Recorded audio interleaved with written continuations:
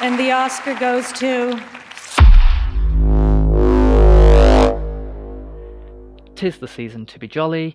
It's awards season. Can't believe it. Fa la la la la. It doesn't seem 2 minutes since the last one. Welcome to episode 5 of the CineChat podcast. This is our introduction to awards season. Over the next couple of weeks, we're going to be closely following the nominees and results of various film awards ceremonies, particularly the Golden Globes, the BAFTAs, and the Oscars, and whatever else we can pick up in between. So we're going to be reacting as live as we can to all the gossip and news. So in this episode, I thought it'd be good to delve into the 91-year history of the Oscars in particular, because that's the big one, and declare our definitive lists of best winners, worst winners, and biggest snubs, and have a bit of a play with some quickfire questions and some more in-depth questions as well. What do you think about that? I imagine that you have spent an awful lot of time and are very, very excited to ask me your questions. Maybe. I'm excited to see what you've come up with as well. I'm quite happy with my list. I'm looking forward to hearing what your answers are. Before we get into any of that, though, let's have some news, shall we, Mary? Yes. Cue the news. Okay, so not a very big week for news, I have to admit. No, very quiet. But I guess we'll start with the most awards-related news, which is that Graham Norton is going to be hosting the BAFTAs this year, not Joanna Lumley, who's done it for the past 2 years. Great choice. Yeah, I'm really happy about this, actually. I'm quite excited because he's just naturally funny. Yeah. He knows pretty much everybody that's probably going to be in the audience anyway because he's had them on the show. Yeah, he's kind of got a universal appeal, and I don't know how he hasn't been asked to do it in the past, because it's been Stephen Fry for the last sort of 20-odd years. Jonathan Ross, I think, was in there. Joanna Lumley was... I liked her as a choice. She kind of brought this lovely... She's classy and a bit naughty, isn't she? Yeah. It needs a bit more energy, I think. Yeah, long term, I wouldn't have said, yes, she's going to do it every year. No. But Graham Norton, I could see that. And then we've got a few little bits of movie news. So we have Elizabeth Banks is going to be adapting another Invisible film. So we've had the Invisible Man film this year, which is coming out, and that's supposed to be part of the Universal sort of monster movie universe that they're making. Yeah. But Elizabeth Banks has come forward and she is going to be doing an Invisible Woman film, which she's going to be starring in and directing. Yeah. And then the other bit of movie news we've got is there is going to be a Michael Jackson biopic from the producer of Bohemian Rhapsody, Graham King. Yeah. I'm not sure how I feel about this. I mean, don't get me wrong. I enjoyed Bohemian Rhapsody. Yeah. The film. It was good fun. The music's fantastic.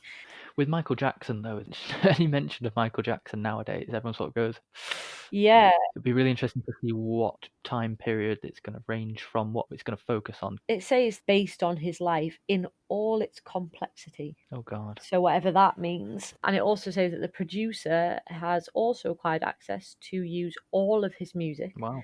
And the Gladiator screenwriter John Logan's on board to write the script. Okay, so maybe not in the same popcorn vein as Bohemian Rhapsody then. Yeah, maybe not. I don't think you can do such a light film about Michael Jackson. No. And who do you get to play him?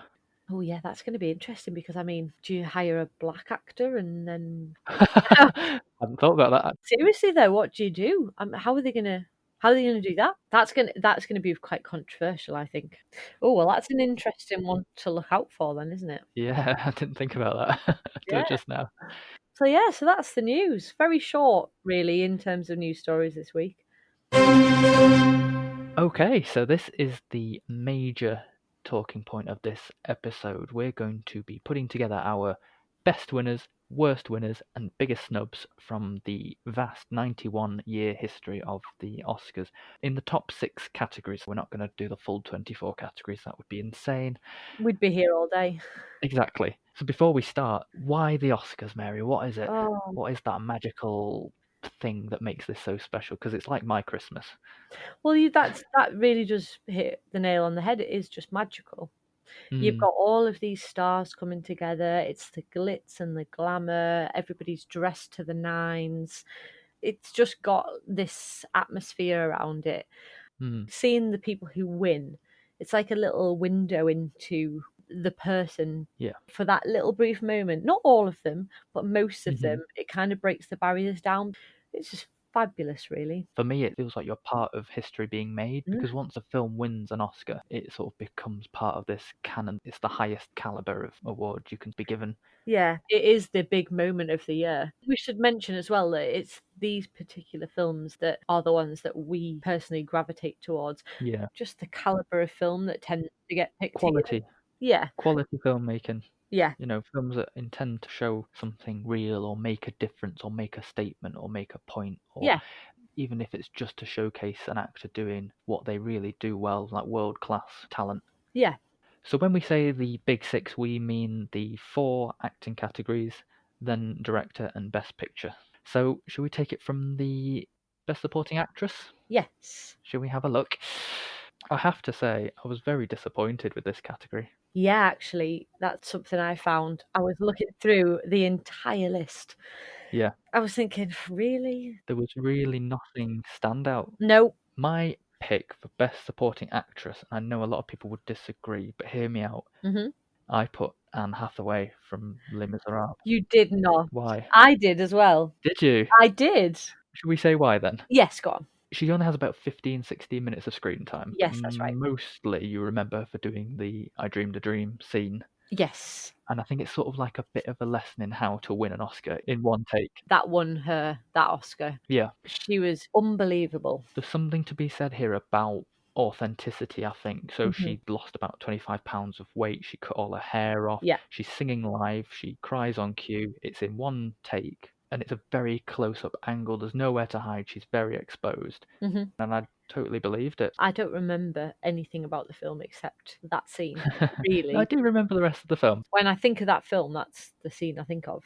I do have a few honourable mentions, though. Yeah, of course. So my honourable mention is actually from the next year, is Lupita Nyong'o in 12 That's Years. what I wrote as well. Yeah, I think she Exactly was the same. very, very Yeah. good. And I think for a first performance, like, wow. Absolutely. Yeah. So we can say then that congratulations, Anne Hathaway, you're the best supporting actress. Moving up then, I feel like we're gonna have the same one, aren't we?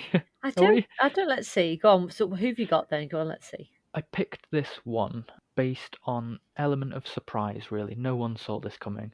Okay. I picked Heath Ledger for The Dark Knight. Oh, really? We do have different answers then. Do we? We do. Okay. It was massive, massive surprise. No one saw that coming. Mhm. Definitely no one saw it coming from him. Someone who'd done sort of like more rom-com-esque films beforehand. And for someone to sort of come out of the blue and suddenly do something method acty and actually pull it off, and it's kind of gone down in history as like he's benchmarked now for any kind of Mhm. supporting actor role, or any superhero villain role or anything like that. That it's benchmarked now against Heath Ledger, you know, and he's still talked about today. And although it only feels like yesterday, this was 11 years ago. He got it posthumously as well because he'd already died He had, by yeah, that point, which was quite sad. unfortunately, yeah. Mine's different. I went with Javier Bardem for No Country for Old Men. Really, he was a close one for me. I'm not gonna lie to you. I looked through the list. I was very disappointed with Mm. some of them. I could probably pick out 5 really that were really fantastic, but all the rest were very, I think the supporting categories are a bit of a mushy bunch. yeah, It's an opportunity for the Academy to honour films that didn't really hit the mark elsewhere, but they can give a bit of recognition. yeah. Well, I went with Javier Bardem because I just I only watched the film for the first time. It was either earlier this year or it was last year. Oh, really? He's scary and Oh God, he was chilling. terrifying. Really chilling because you don't really know why he does what he does. He's just No? very emotionless. He is chilling in that film. Yeah. I think if you're gonna say what's the best one for me, that was the one that really kind of hit the mark. But my favourite actually comes in my honourable mentions, and that would be Robin Williams in Good Will Hunting. It's a good one. Yeah. And I've also got Joe Pesci for Goodfellas and J.K. Simmons for Whiplash. Yep. I've got all of those on my list too. Yep, I think they were the standouts. The only people I would add in is maybe Christoph Waltz in Inglourious Bastards. I think he was menacing as hell. I haven't seen that one, so I couldn't add that one in. Jared Leto, Dallas Buyers Club, again something nobody really expected, and obviously Mahershala Ali for anything that he does. So congratulations to Heath Ledger and Javier Bardem for being the best supporting actors. Moving on then to Best Actress. My choice is actually a film that I hadn't watched until this week, and I think I'd already made up my mind that it was going to be the best, but I hadn't watched it yet. In terms of doing a very convincing performance that shows the complete emotional spectrum of a human being, Hmm. Meryl Streep Oh, in Sophie's Choice. okay. Just a little bit of background to this. She learnt 2 languages for this film. She Hmm. speaks in Polish, she speaks in German. Even when she's speaking English, she's speaking in an accent. Hmm. It's emotionally exhausting, and it's kind of a role where it's impossible to imagine sort of the unspeakable things that have happened in her past. So she's an Auschwitz survivor. Hmm. The titular choice is that she's had to choose between which of her children she gets to keep. Hmm. She's so convincing you forget it's her. See, I haven't seen Sophie's Choice. I've actually got the DVD and it's Yeah, waiting to be watched, and I still haven't seen it yet. So it's definitely high on the list to see. it's actually really good, and she's phenomenal. And she's Meryl Streep. I know, yeah, Don't want to blow her trumpet, but she's one of the greatest living actors of all time. Yeah. exactly. Mhm. Yeah. How about you? What's your best actress? I've gone with Kate Blanchett for Blue Jasmine. I love that. It's on my shortlist. I think as a performance, it's so realistic. It's a Mm, woman who is slowly just descending into madness, but not a madness that you can't understand or relate to. She very slowly goes into a real descent. mhm. Yeah, It's very, very well done, and she's just superb in it, really. As a yeah. film as a whole, it was quite average, I think, but if you took her performance out and stand it against quite a lot of others, I think, wow, because it's not showy. No, no. It is really just a very realistic approach to a break in mental health. Hmm. Yeah. No, I actually really like that film, and I really liked her in that. And then I've got 2 honourable mentions. Okay. Again, one of them you'll expect. The other one though is Elizabeth Taylor for Who's Afraid of Virginia Woolf. She's on my list as well. But again, funnily enough, there's that pattern. It's very much about mental health as well. Yeah. And then my other one is just a personal favourite, and that's Julie Andrews for Mary Poppins. Yeah, yeah, she's on my list as well. Yeah, stunning performance, and it's just, I mean, it's just one of those films, and it's a classic.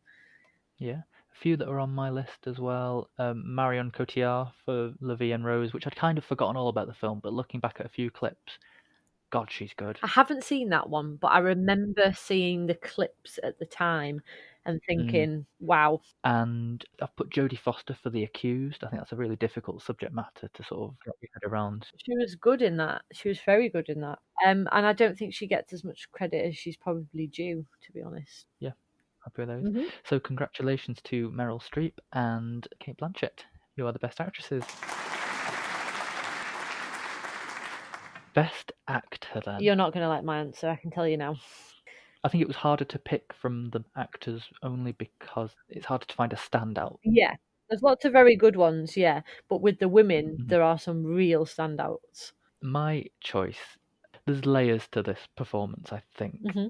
in the sense that this person had to portray not only a real person, and not only a real person with a disability, but to show them going through various stages of said condition. Yeah, I was going to say I know who your choice is straight away. Yeah, Eddie Redmayne for The Theory of Everything, where he played Stephen Hawking.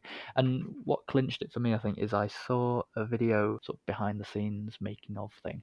On any given day, he could be in the wheelchair filming in the morning. In the afternoon, he's filming pre-diagnosis, and then in the evening, he's walking on crutches. Yeah. Every different stage, he has to remember physicalities, Hmm. different abilities of speech and facial movements. And by the end of it all, he was in physiotherapy Yeah. because of how long he'd spent and how intricately he had to isolate every part of his body. And that is one of the most committed performances I've seen. Yeah, I really enjoyed that performance a lot. Yeah. My best actor is Tom Hanks for Forrest Gump. Mhm. It's a person who struggles with understanding the world around them, but he gets across such an emotional performance. Yeah. And what the film's become as well, because it's an iconic film and he's remembered for it. He's got a lot of films that people remember him for, but Yeah. that one in particular, I think it's really, when you think of his career, Forrest Gump's right up there. I think, like with the Stephen Hawking film, that you spend quite a lot of time with these characters as well, Yeah, absolutely. several years or several decades in Mhm. some cases. And then my honourable mentions, I've got Dustin Hoffman for Rain Man, Yeah, because I think that was it's a good an one. absolutely brilliant performance. And my surprising one, because I didn't really Yeah. like the film, is Robert De Niro for Raging Bull. Yeah, well, I only saw it the other week, obviously, when we did Scorsese Week. But yeah, I've got all 3 Daniel Day-Lewis performances in my Okay, shortlist. well, if somebody's going to be method, it's Daniel Day-Lewis. Yeah. Yeah, but I couldn't pick between them. But I also had Gary Oldman as Winston Churchill. Oh, I think he really? completely vanished into that role. Yeah, Hmm. and Adrian Brody maybe for the pianist. That was a good performance. Yeah. Love that. Yeah, that was a Yeah. great film. All right. Okay, so congratulations to Eddie Redmayne and Tom Hanks. You're the best actors. Moving on then to Best Director. This is hard, actually. No, I found this dead easy. Did you? Yep, I had my answer pretty much straight away. When I say it's difficult, I think it's only because it's got to be like an all things considered. It's not Mhm. just what you see on the screen, it's the feeling of the Yeah, film, it's the process. yeah. Well, I was going to say that because this made a big impact on my choice. Okay. I don't think you're going to like mine. I've kind of made it a tie, but it's the same person. Oh, I know who it is. So Alejandro González Iñárritu Yeah, won consecutive years for Birdman and The Revenant. They're probably 2 of the most stylistic of the wins, literally in the 91 years. yeah. But they don't lose that sense of the story and the direction of where the actual characters and the plot's going. In terms of his style, it's precision directing. There's vast undertakings, yet very minute attention to detail.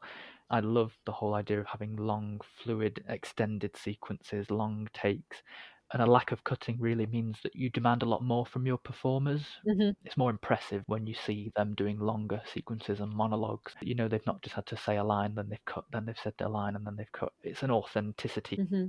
I'd have to go with the more stylistic of the 2, and that's Birdman. Yeah, I think he's brilliant. Okay. Mine is Steven Spielberg for Schindler's List. Okay. I just think, not only because of the film, because yes, the film is got a fantastic style to it. He chose to do it in black and white, and then that choice to do the red coat Mm.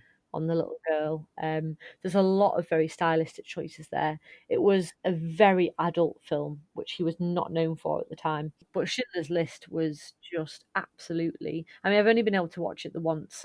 It's something I really want to rewatch again, Mm. but it's just superb. The performances he managed to get from his actors are Mhm. absolutely, I mean, across the board, superb. There's something about Schindler's List. It kind of just went down in history, Hmm. didn't it? Yeah, absolutely. Everyone talks about it now. It's like as close to the real thing you could really get, I think, Yeah.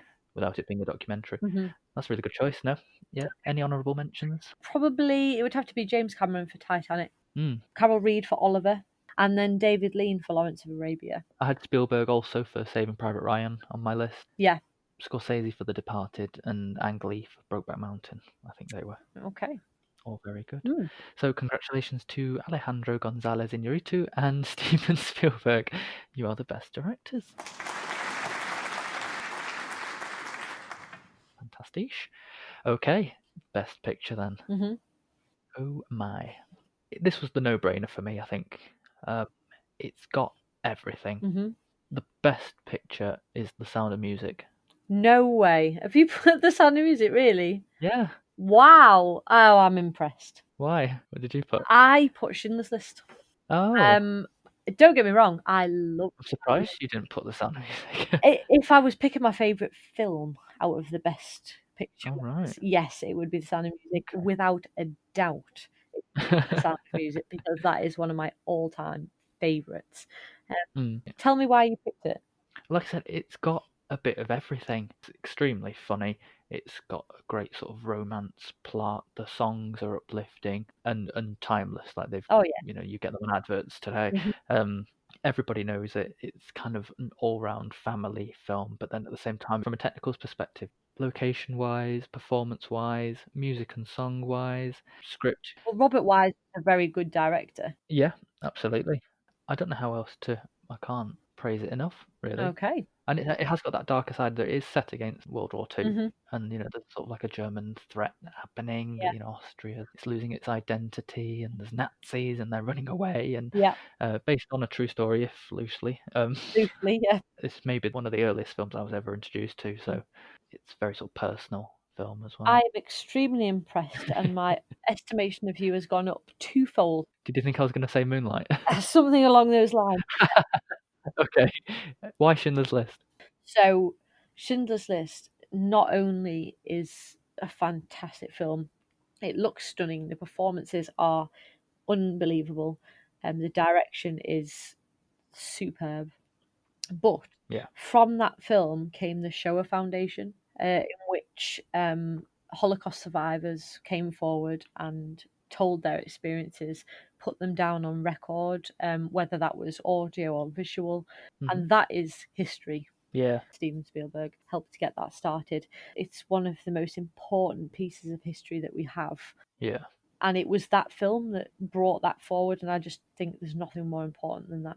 It was almost documentary in how accurate it was. People who say film's not important, well, I would just send them to that to see how important film is to our education. Fabulous. Any honourable mentions for you? Only one, and that would be Titanic for me. Yeah. Well, in a way, I thought that's where you would go, but It was very close, and I was surprised that I didn't pick it myself, actually. I had All About Eve as a close second. That's a great film. I love. I've written The Revenant. That didn't even win. I love Birdman. I love The Departed. And another one in terms of scale that you might not have seen yet is The Last Emperor. That sort of creates a whole sort of world as well. Okay. So, congratulations to The Sound of Music and Schindler's List. You are the best World War II pictures. Let's run up again these categories and say what our worst wins are. I'll go first, shall I? Yeah. I didn't have to write a lot for this one. Jennifer Hudson in Dreamgirls. I just wrote the word headache in capital letters. I haven't seen it, but it's not one that I'm fighting to see. One thing I'll take away from it is that volume does not equal emotion, Jennifer Hudson. Do not scream at me if you want to get your point across.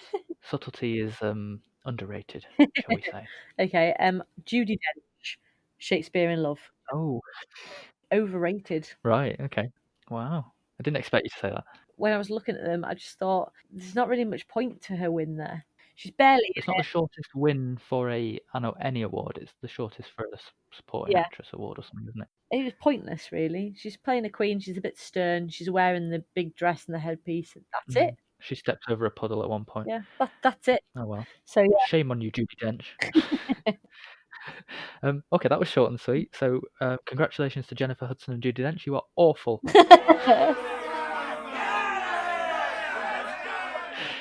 Moving up to worst supporting actor. I think we've got the same answer here. It's very personal for me. This is very personal. It's obviously Tommy Lee Jones in The Fugitive. God, yes. How do we sum this up? It's just a normal Average performance. Anybody could have done it. Yeah. And how it beat Leonardo DiCaprio. I will never know what was going on. Yeah. I just don't understand it at all. I agree. Yeah, average performance in a good but not Oscar-deserving film is what I've written. Exactly. Short and sweet. So, congratulations, Tommy Lee Jones. You're awful.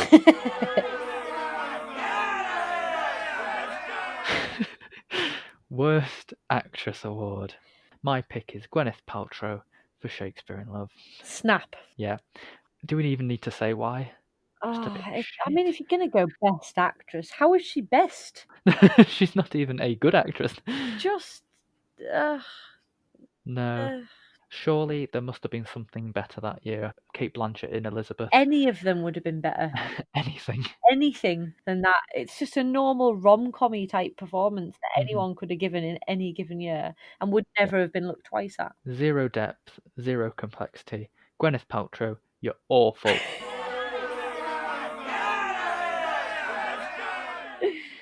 Shall we go to the Worst Actor Award? Yeah. This was actually interesting for me. He's not who I thought I was going to go with. Mhm. I picked Jean Dujardin All right. for The Artist. Okay. And I get it. It's a film that takes on the whole silent film style, and that demands a certain type of performance from the actors.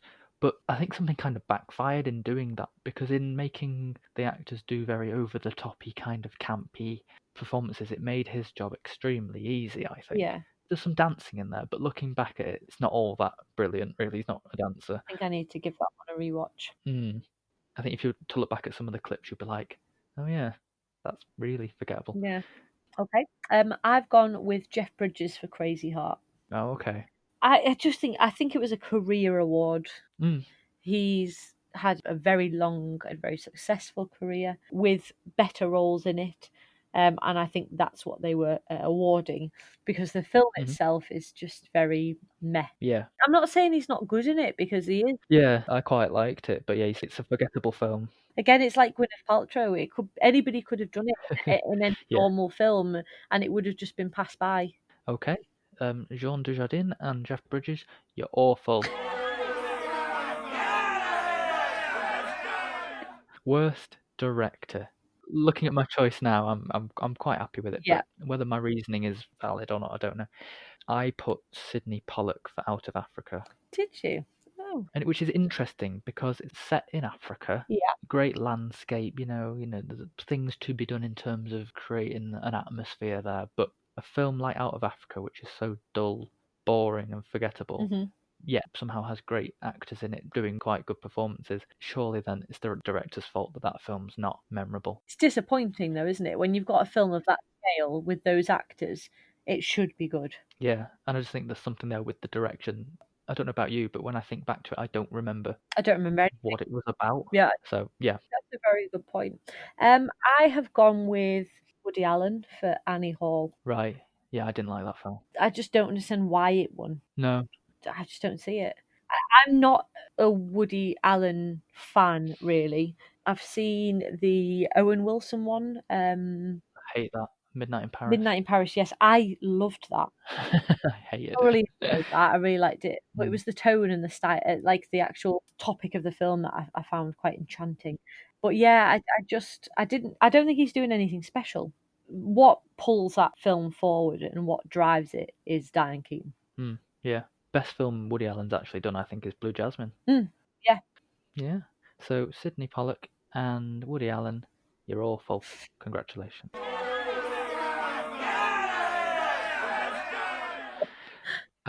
Brings us then to Worst Picture. Only be one. Is it Shakespeare in Love? It is. Yeah. It's rubbish.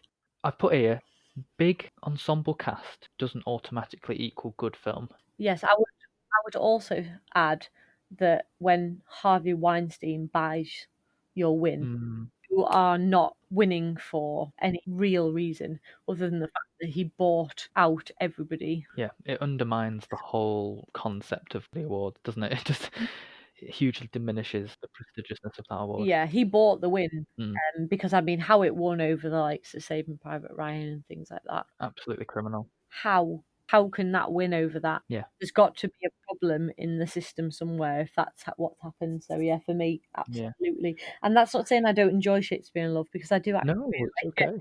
But no, not as a best picture. So congratulations, Shakespeare in Love. You're shit. Moving on then, last little category before we get into some more playful games. Talking about what's been snubbed for an award is actually really, really interesting, I think. It's very personal. That's it, isn't it? It's the most personal one. So going again, back to supporting actress. Again, the supporting actress category, like we said earlier, was a bit meh. So there's a lot of room really for improvement. Yes. I found this one quite easy though. I don't really remember my process, but there was a film called Boyhood that came out. Patricia Arquette plays the mother of the boy Yeah. in question who grows up over these 12 years, and the cast did a great job filming little bits over 12 years. Mhm. I looked back at it. I was happy for her to win because I liked the film. Yeah. Was she the best one then? I don't think so. So I'm going to put in Emma Stone from Birdman. Okay. There's a really good scene where she confronts Michael Keaton, who's playing her dad, and she's kind of working for him as well in the theatre where he's trying to reignite his career.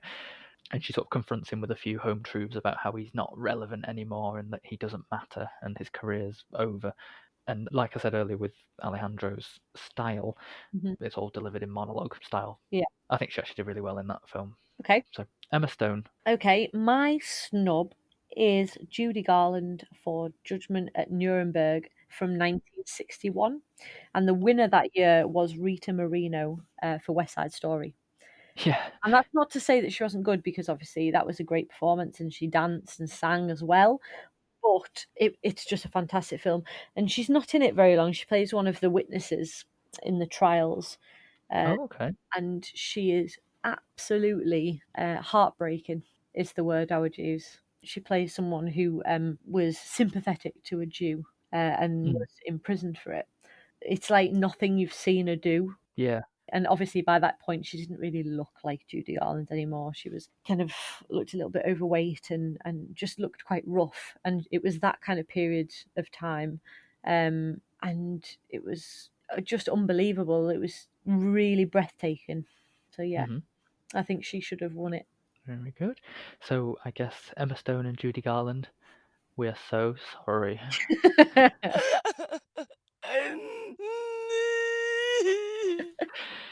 Moving up to biggest snubbed supporting actor. Yes. I imagine we've got the same answer. I think we've covered Yes. this, haven't we? Yes, it- So it's Leonardo DiCaprio for What's Eating Gilbert Grape. yes, Yeah. absolutely. He was absolutely amazing in that film. You would have actually thought he had autism. Yeah. You just wouldn't know any different. He Yeah. so took on that role. It was unbelievable. Yeah. It's a really mature role to have for the age that he was. Oh yeah, yeah. Like you say, it's really, really convincing performance. Hmm. Even the most experienced of actors would, I think, struggle to portray that. I can only assume that people didn't see the film. Maybe. Yeah. I can only assume, because how would you give him that and not Leonardo DiCaprio? No. Absolutely. So Leonardo DiCaprio, we're really sorry.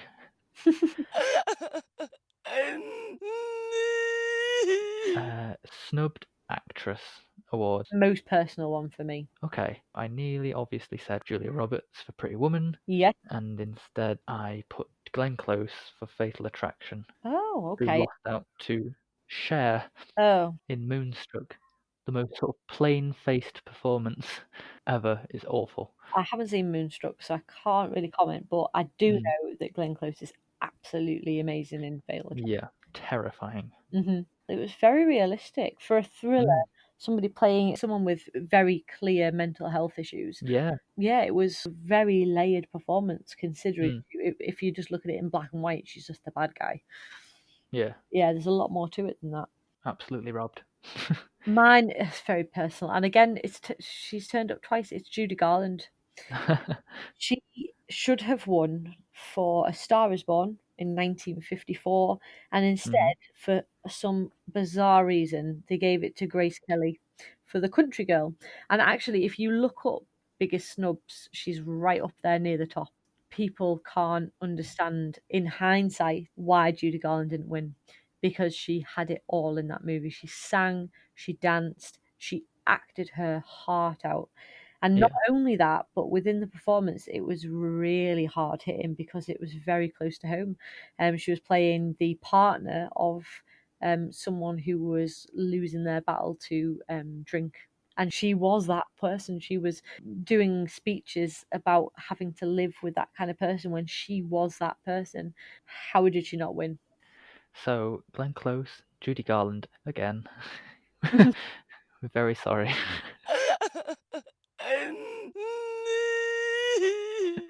Very, very sorry. Snubbed actor. I found this very difficult. Me too. And even my choice now, I'm looking at it going, do I? Do I? It could have been a few for me, I think. Yeah. I think the two I was toying between were from the same year as well. Okay, all right. the year that Al Pacino won for Scent of a Woman, Ooh. I have said that Robert Downey Jr. should have won for playing Charlie Chaplin in the film Chaplin. Oh, that's so hard because I love Al Pacino in Scent of a Woman, but I love Chaplin. That is a really good one. The other choice that I was toying between is actually a film I haven't seen, and that was Denzel Washington in Malcolm X, and I imagine that's a very good performance and probably better than Al Pacino's one. No, I love Scent of a Woman. All right. Love it. I mean, he plays a blind man. That's quite good, but it's just a lot of shouting. It's the speeches that do it for me. I'm not sure. Anyway, I looked at I looked at Robert Downey Jr. and Chaplin. Charlie Chaplin's so iconic. Yeah. He almost became that character, and also the characters that Chaplin played, like the little tramp is obviously the famous one. It was directed by Richard Attenborough, and even he said at the end they show some clips of Charlie Chaplin's real films as opposed to showing Robert Downey Jr. doing them, because he thought the likeness was so accurate. He thought the audience won't even tell the difference. Mm-hmm. Yeah, so I've put that. Okay. I have gone for Paul Newman for Cool Hand Luke. Oh. And Rod Steiger won that year for In the Heat of the Night. Okay. Which is a good performance. Rod Steiger is basically a racist cop, basically, and having to deal with working with this black policeman. It's not bad. It's not a bad performance. It is fairly good. But Paul Newman in Cool Hand Luke was it's an iconic part. I've not seen either of the films, if I'm being honest. So. And I think that's why Paul Newman was given the actor for The Colour of Money. Yeah, which I have seen that. Should really have won it for Cool Hand Luke. Yeah. But yeah, that's a good one to watch. Very good film. Awesome. Paul Newman and Robert Downey Jr. Sorry. I feel like I need to apologise to these people, Mary. Unbelievable. Snubbed director then. Mine's it could be a bit of a touchy one, really. A couple of years ago, Catherine Bigelow won for The Hurt Locker, which is by no means a bad film at all, and it's extremely well directed. There's lots of sequences there, especially slow motion sequences, which I think were fantastic, and overall the tension and suspense that were made in that film were brilliant. But at the same time, James Cameron had just done Avatar, which was, I think, groundbreaking, something that had never been done before, and that required a lot of people having to create this whole planet and a world and a language and creatures and a whole species of people. It's hard saying it's a snub, really, because Catherine Bigelow is actually genuinely very good too, but Avatar kind of broke cinema that year, I think. Yeah. It was a great win to have a female director finally win, but I think the technical achievement of Avatar was kind of bypassed a little bit that year. Yeah. That's my director choice. Touchy subject. Mine's probably a little bit controversial, more for the fact that I haven't seen the other film, which was the winner. Right. But I've gone with Ridley Scott for Gladiator, and Steven Soderbergh won that year for Traffic. Yeah. But it's just not really talked about. No, I guess not. Some films that win, you hear about them, whether that's for good or bad. But that's one of those that just it won and that was it. Whereas Gladiator is still really highly thought of. It's a really rewatchable film. Looks fantastic. The performances are great. It's a real crowd pleaser as well. And yeah, I just think something went a bit wrong there. Yeah, looking at it now, it's not one that I actually noticed. But yeah, now you say it. Yeah. All right then. So James Cameron and Ridley Scott, we sincerely apologise. Not that it was our fault, but sorry. And then snubbed Best Picture then. Dead easy. Is it? Yeah. Actually, yeah. No. I remember now. Yeah, mine was between two, and just so we didn't cross over too much ground, I thought I'll go with something a little bit different. So, although I know what you're going to say, and we'll talk about that, Brokeback Mountain for Best Picture. Yeah, I can see that. Was actually won by a film called Crash, which in itself is fine. It's set in LA, I get it. Lots of race relations and issues that are going on. I'll be honest, I've not seen either of those. Oh no. So I can't dear. make a good comment on that one, but I definitely think looking out of the two of them, you can see that it should have been Broke Mountain that won. Yeah, performances, direction, which he did win. Ang Lee did win for Brokeback Mountain. Yeah, it's the better picture. But equally, I think is your choice. Saving Private Ryan. Yeah. I mean, for its opening 15 minutes alone, should have beat Shakespeare in Love. Yeah, or even the first minute. If you were going to teach World War II to Mhm. teenage students, if you sat them down and showed them the beach landings, Yeah. you cannot get more visceral education than that, No, I yeah. think. A bit like Schindler's List, it's as close you could get to a documentary of what happened. And in terms of direction, performances, just visually putting it all on screen is in a realistic but entertaining story. Yeah. You can't really beat that. No. So I just don't understand how it didn't win. Yeah. In terms of looking at biggest snubs, yeah, I probably do actually agree with you. So Saving Private Ryan and Brokeback Mountain, very, very sorry. Okay. Okay then, so we're going to jump into a quick fire question round. We're not going to be scoring points on this. This isn't fact-based answers that we're looking for. This is more about finding out your opinion on various Oscar winners, and we've set each other some questions here, so it's going to be tense for both of us. I'm going to cue the music now.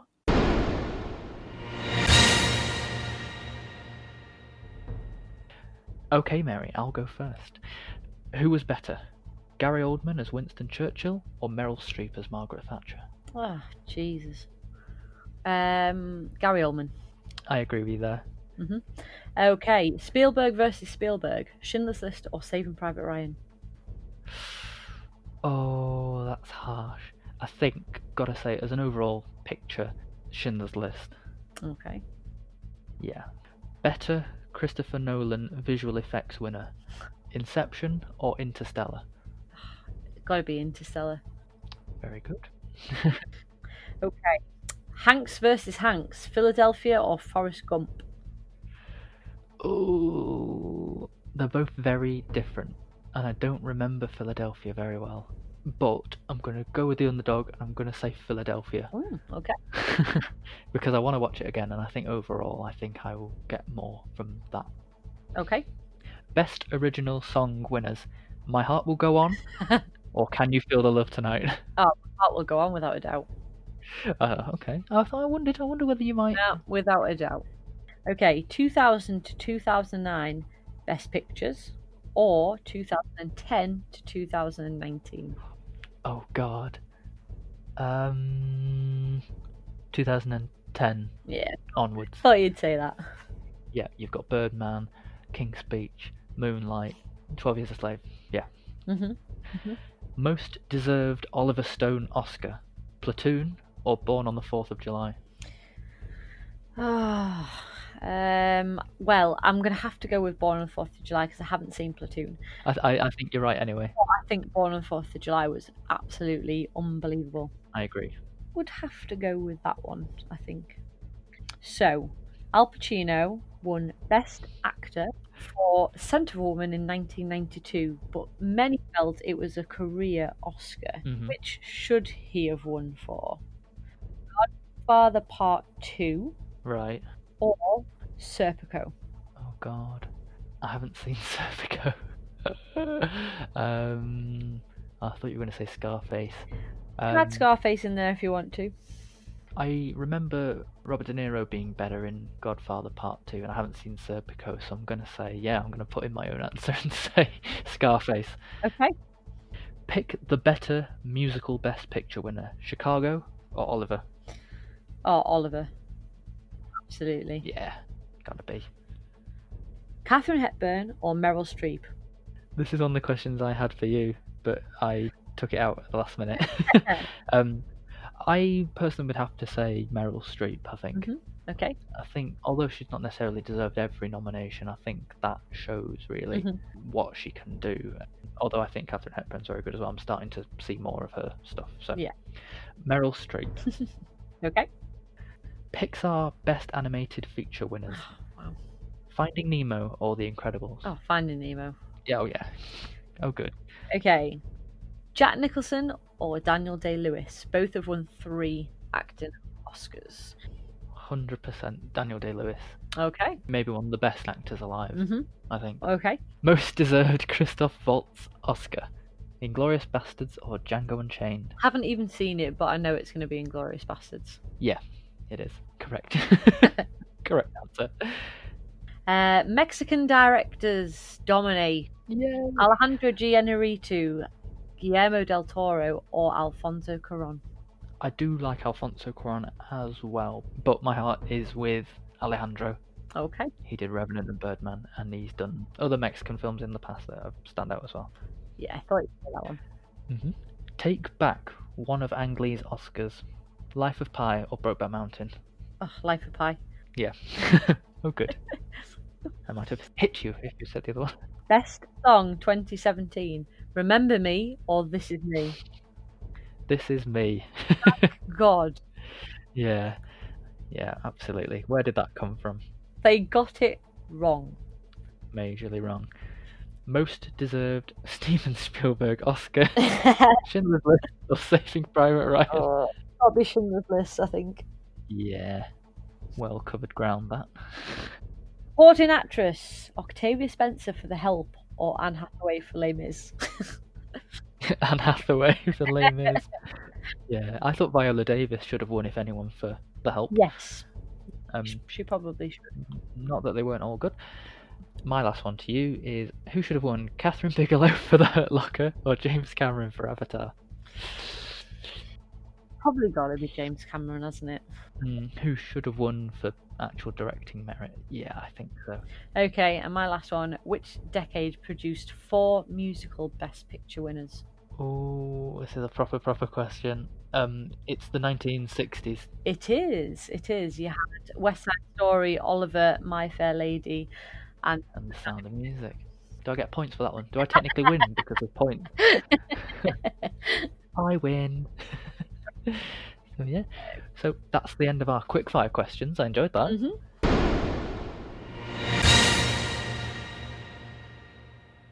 Yeah, that was good. And now we're going to ask each other an additional 5, a little bit more in-depth questions that might need a couple of minutes research, but obviously our lovely listeners won't have to hear that part. So my first question is, Tom Hanks hasn't been nominated for 18 years, unbelievably. So which Tom Hanks performance should have been nominated? I don't even have to look it up. It should have been that Captain Phillips, because I thought Yeah. he'd been nominated for that. Yeah, we all did, yeah. Got to be that one. Unbelievable, yeah. Okay. Which actor or actress with multiple nominations but no wins would be your next winner? Okay, my answer, I think, and I hope I can actually pinpoint what film it's going to be as well. It's going to be Glenn Close for Sunset Boulevard. Ooh, I'd like to see that. Yeah. There's Amy Adams as well, who I'd love to see get one. I would like to see her get one, but I think she struggles a bit to sort of get out of herself. I see Amy Adams playing characters rather than seeing characters that just so happen to be played by Amy Adams, if that makes sense. Yeah. I still always see her, and she always very much looks like herself as well, which I don't think helps her out. Yeah. Meryl Streep has been nominated 21 times, as you say. Name 3 Oscar nominations that Meryl Streep didn't deserve. Oh, well, Florence Foster Jenkins, I can tell you that one straight away. Yeah. That was just ridiculous. I think they've just started bloody nominating her because she's Meryl Streep. Into the Woods would be my second one. She was playing a witch. Oh God, and a third one. I think it's the one that kind of is the most average out of the rest of the nominations, would be Postcards from the Edge. Right, okay. But yeah, it was just a very okay performance compared to the others. Fair enough. Okay. Favourite Best Song winner? Oh God. It's hard really, because some of them are like genuinely just good songs outside of the film, and some are good songs because they suit the film. For me, I mean, I'd be hypocritical not to say that Colours of the Wind from Pocahontas isn't a good one. It's either going to be that or When You Believe from The Prince of Egypt, but I think, to stay true to myself, I'm going to say Colours of the Wind from Pocahontas. Okay. Yeah, 100%. Okay, take back someone's Oscar and give it back to them for a different film instead. I'll give you 5 minutes. Okay. Okay. I've got one, and I'm going to go with the first one I've actually looked at. Hmm. I would take it away from Clark Gable for It Happened One Night, and I would give it to him for Gone with the Wind. Fair enough. I haven't seen either yet, if I'm honest. Gone with the Wind is what everybody remembers Clark Gable for. Okie dokie. Okay, Forget it was your turn then. got to ask a question then. Best Picture winner of the 21st century so far. Oh, that's hard. Okay, I've had a look. I've narrowed it down to Moonlight, Birdman, and The Departed. hmm I think maybe the best picture winner of the 21st century so far is because of the way it was announced as well. This tiny little film somehow prevailed over La La Land. Moonlight is the best picture Okay. for me. Okay. The way Moonlight was announced is unforgettable. That was brilliant. Assemble a knockout cast for a new Oscar bait drama using former winners from each acting category. Meryl Streep's got to be in there, obviously. Meryl Streep. Daniel Day-Lewis would Yeah. be in there as well. Do you know what? Just to make it easier, I'm going to go with Living. Okay. Yeah. Otherwise, it wouldn't get made. Kate Winslet, I think, would have to be in there for me. Yeah. And just because it would be another film with them together, and I'd love to see that, would be Leonardo DiCaprio. Yeah. I think it's a strong cast. That has to be made. I want to see that now. Yeah. Okie dokie. Okay. Older Oscar picture winners are very different to what we get now. Which one film pre-1960 stands out to you? It doesn't have to be one that you've seen yet. Pre-1960. Yeah. No, yeah, my answer is All About Eve. It's kind of got it all, really. The one that screams sort of classical to me, and I think it's because it's kind of, it's not about Hollywood per se, it's about the theatre, it's about actors. So, yeah, it's kind of got that, what I think you probably get from classical films, it's that overall feeling of like sweeping narrative and all this stuff. Yeah, All About Eve for me is, really, really, really, really strong Best Picture winner. Okay. My last question is, Glenn Close is the most nominated still living actor. Which one film would you award her for? Out of her nominations or any of her movies? Of the ones she was nominated for. Well, I've only actually seen 3 of them that she was nominated for, but I think I would have to go for Fatal Attraction. Yes. That's one of the ones she's going to be remembered for. That and 101 Dalmatians. Yeah. It's definitely got to be Fatal Attraction. And your last question is? Which of Meryl Streep's 18 other nominations should she have won for? Should she have won for? Okay, the answer I'm going to go with, and I think in general it was a really underrated and under-awarded film, is Doubt. Yes. All the actors in that film were fantastic, and it didn't get its due, I don't think. I think it was very forgotten about. Yeah, I agree with that one. Amazing. So, next week, the Golden Globe nominations will have been released. What are you expecting to see? I think, as per usual, some of the drama and comedy and musical films have been switched around in weird ways. Yeah, strategic. They've put some things in categories that maybe I don't know if they would be in. Putting them both together, I think we'll see The Irishman, definitely. Yeah. Marriage Story is coming up, not only for the film itself, but for acting for Scarlett Johansson and Adam Driver. 1917 is looking like a prospect, even though nobody's seen it yet. No, yeah. Renee Zellweger's got a very, very good chance with Judy. Yeah. And Joaquin Phoenix, now that's going to be an interesting one, whether people actually do go for the nominations for Joker.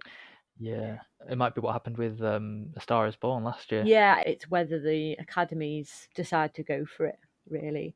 I have a really good feeling about 1917 this year. Yeah. I think even at the Oscars it could do really well. I think very easily pick up Best Director. If it's what people are thinking it's going to be, I think he would a shoe-in for Best Director. What about Tom Hanks for Beautiful Day in the Neighborhood?